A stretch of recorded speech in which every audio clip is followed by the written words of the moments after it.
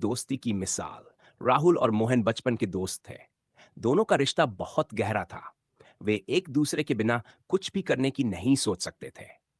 उनके गांव में सभी उनकी दोस्ती की मिसाल देते थे। वे हमेशा एक दूसरे की मदद के लिए तैयार रहते थे, चाहे परिस्थिति कैसी भी हो। एक दिन दोनों ने साथ में एक नया काम शुरू करने का फैसला किया। उन्होंने मिलकर खेती करने की योजना बनाई। उनके पास थोड़ी सी जमीन थी और उन्होंने सोचा कि मेहनत करेंगे तो जरूर अच्छी फसल उगाएंगे। दोनों ने जी जान से मेहनत की, दिन रात खेतों में काम किया। वे उम्मीद कर रहे थे कि इस बार फसल बहुत अच्छी होगी और उनकी जिंदगी में एक नई शुरुआत होगी। लेकिन किस्मत ने उनका साथ नहीं दिया। भारी बारिश और तूफान ने उनकी फसल को बर्बाद कर दिया। राहुल और मोहन बहुत दुखी थे।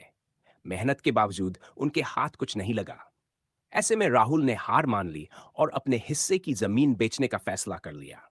मोहन ने उसे बहुत समझाया कि अभी हार मत मानो, हम फिर से कोशिश करेंगे। लेकिन राहुल निराश हो चुका था और उसने अपनी जमीन बेच दी और शहर चला गया।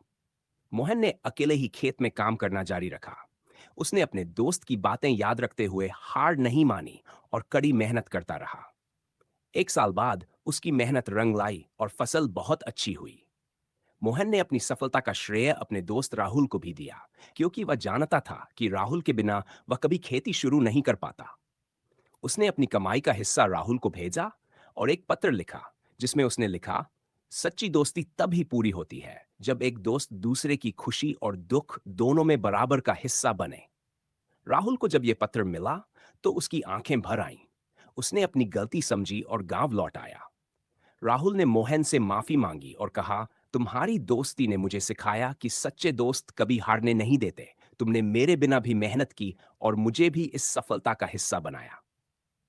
दोनों फिर से साथ हो गए और एक नई शुरुआत की। इस बार दोनों ने पूरी मेहनत से काम किया और जीवन में कभी हार न मानने का संकल्प लिया।